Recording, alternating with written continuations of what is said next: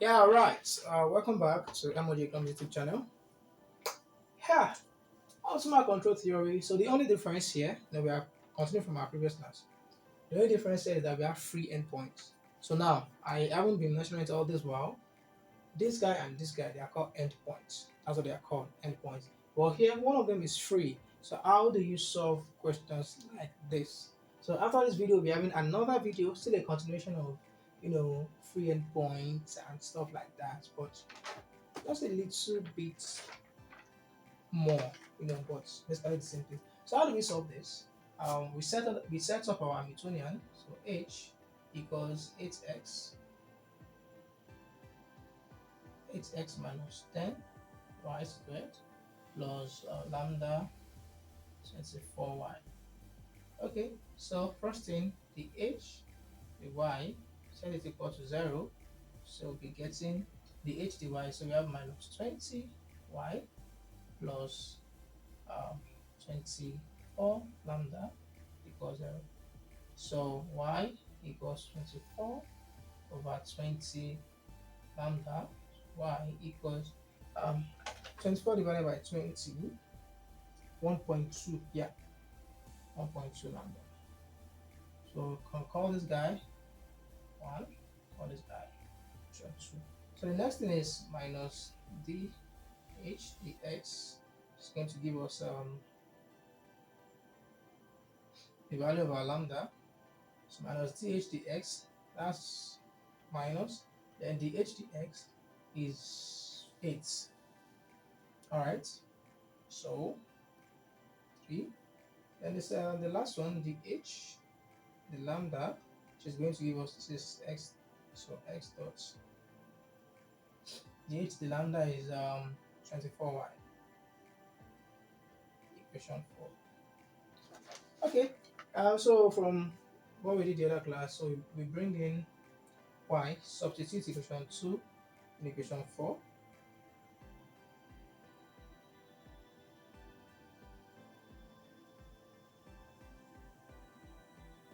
So x dot equals 24 into bracket lambda, so 1.2 lambda.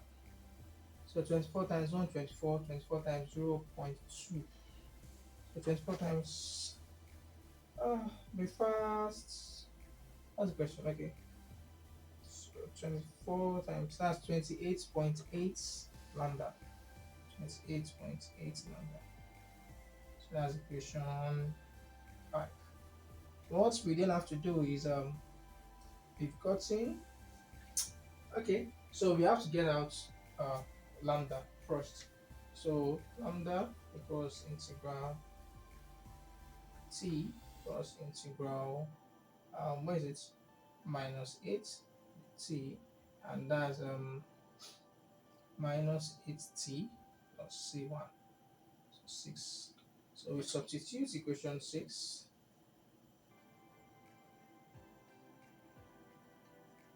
in equation where is, no, this guy, in equation 5.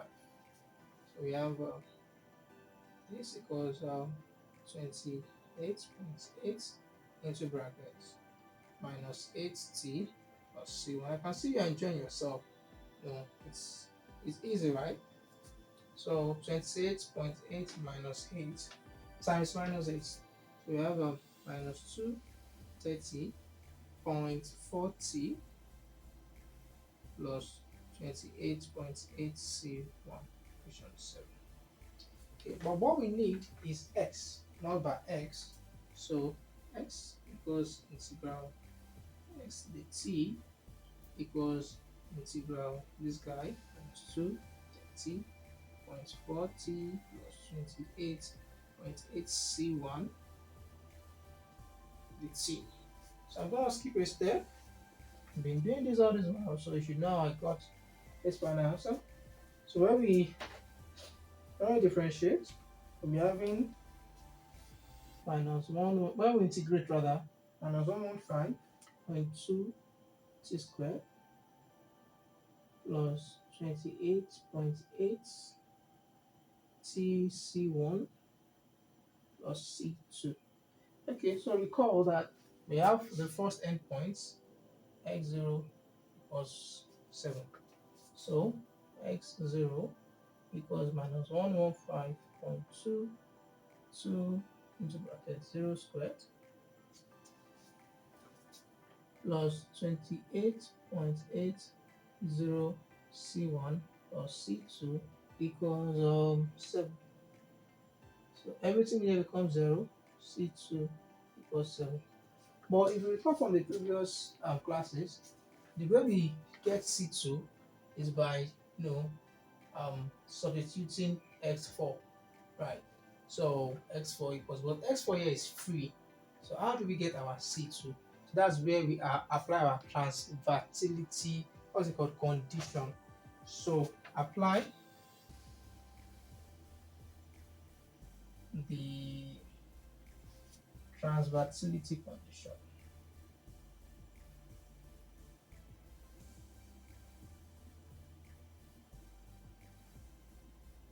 So what is going to happen here is that instead of using x4, we're using lambda 4, right? So that's what we're going to be using. So lambda 4, because if you remember, what is lambda?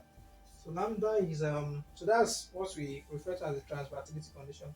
So lambda is we had it earlier, minus 8t plus c1. So it's going to be minus 8 into bracket 4 plus c1. So from here c1 equals 32. Right. So yeah, minus, nope. No. Um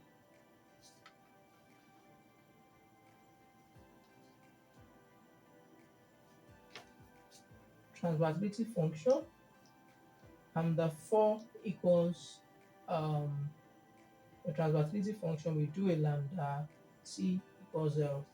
So we have lambda 4 equals to um equals to um okay, minus 8 into bracket 4 plus c1 equals 0. So this way c1 equals 32. Yeah, this is correct. Plus minus 32 plus c1 equals 0, minus 32 goes to the other side to become so now we've been able to get indirectly we've been able to get our post-state variable, which is now going to be, where is it, this guy. So we have minus 115.2 t squared plus 28.8 t into bracket 32 plus 32 plus 7. So minus 115.2 t squared plus 28.8 multiplied by 32, 921 point, is it 6? Okay, you should please check it well. 921.6 t plus 7. So this is our state variable.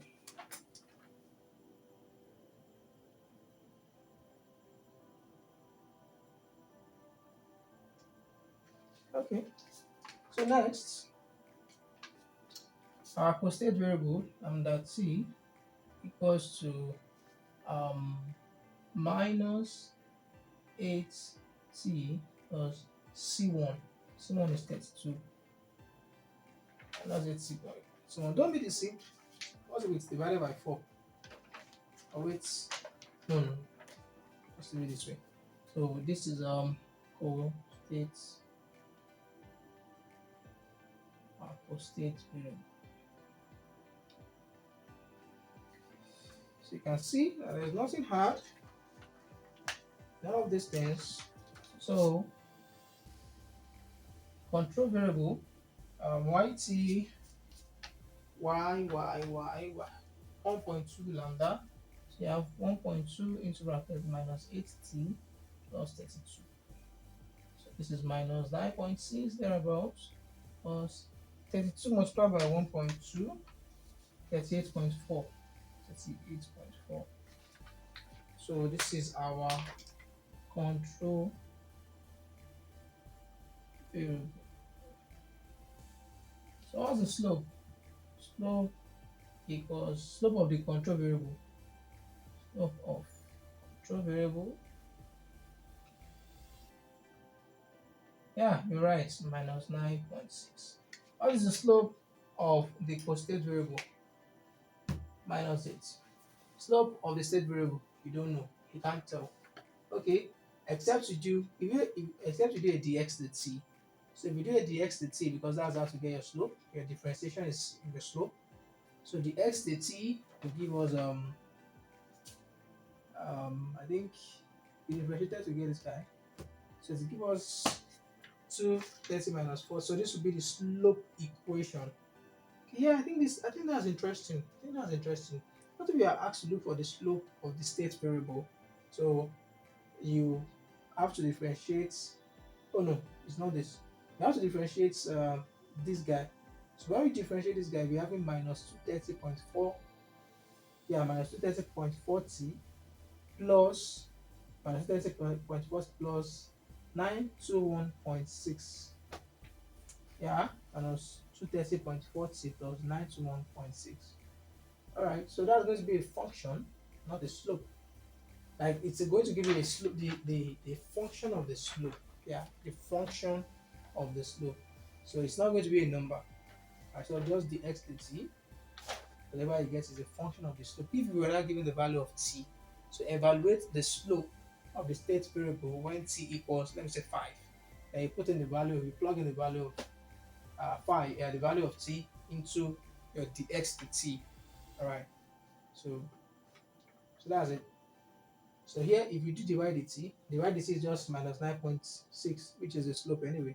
Here, if you do the lambda dt, it's going to be minus 8, which is your slope. Here, if you do a dx dt, you have a function. So, except you are given the value of t, where you should evaluate the slope of the state variable. Yeah, so from here, the next thing is to give an assignment. You can say it is easy.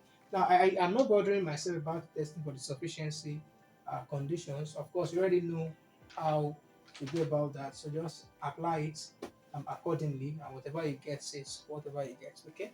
So thank you. So I'm going to write the assignment. The assignment is to maximize the function of the board on the board. This is minus